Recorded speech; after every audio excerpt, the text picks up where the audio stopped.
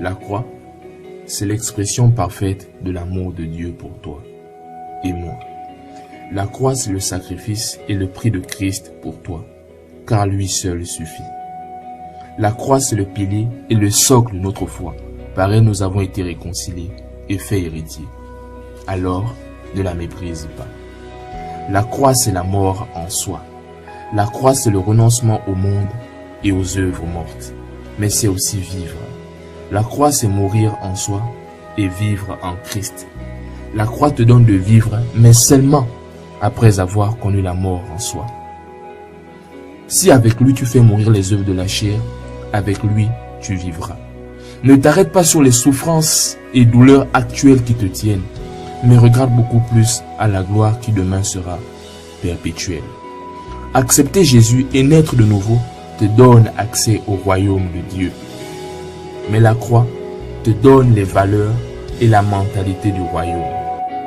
C'est une bonne chose d'être dans le royaume de Dieu, mais c'est encore mieux d'avoir les principes et le comportement d'un citoyen du royaume.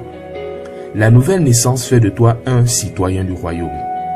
Mais la croix fait de toi un bon citoyen du royaume de Dieu. Porter sa croix fait de toi un disciple, mais être sur la croix que tu portes fera de toi un disciple accompli. Sache que le but de porter sa croix, c'est de te retrouver sur la croix que tu portes.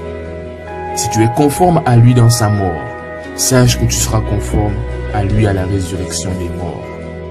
La croix, c'est le sacrifice de bonne odeur qui plaît à l'Éternel et qui permet non pas que la gloire soit dans une seule partie du temple, mais que la gloire remplisse tout le temple, et ton corps est le temple du Saint-Esprit. La croix attire et aspire la Shekinah de Dieu. La croix et la gloire sont intimement liées. La croix répand le tapis rouge qui accueille l'huile du oint, raison pour laquelle à chaque dimension de gloire, une mort s'imposera à toi. Refuser la croix, c'est se priver de la gloire. Plusieurs aujourd'hui désirent les résultats de la mort en soi. Plusieurs aspirent aux résultats de la croix. Mais très peu acceptent la croix de Dieu. La croix t'affranchit.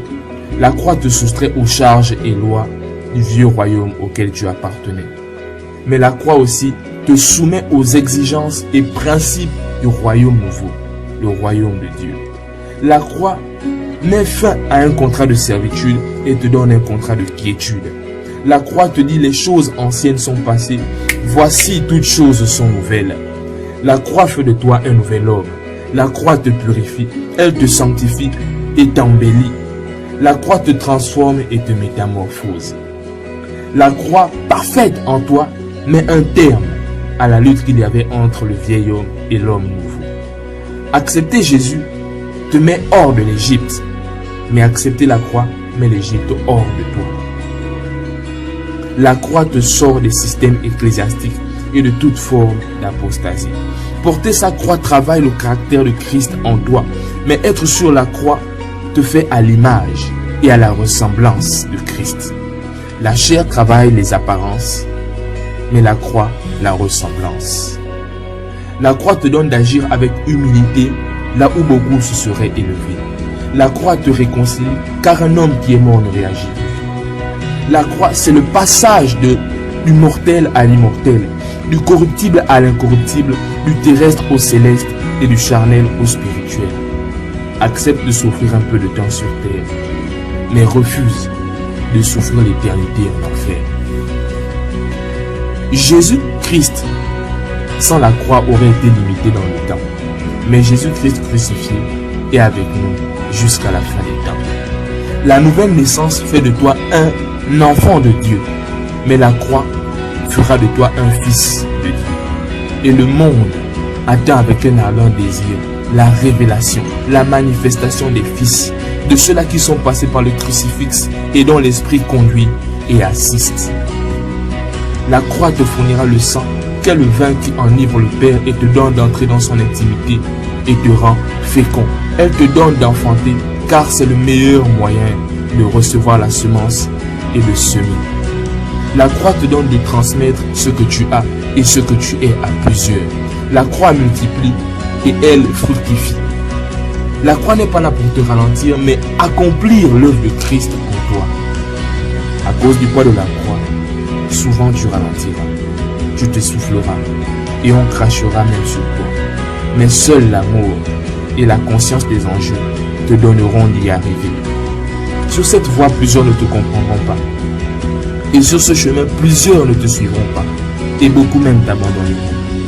Mais laisse les morts enterrer leurs morts. Assurément, tu verseras d'abondantes larmes. Mais quelle beauté ce sera que de contempler la gloire et la beauté du caractère de Christ en toi. Car rien n'adore mieux que son caractère. À la croix, Christ s'est écrit, tout est accompli. Et sans l'œuvre de la croix en toi, il y aura toujours un vide et un manque de plénitude. Le monde a besoin qu'on lui présente Christ. Mais l'Église, pour le faire, a besoin de passer par le crucifix.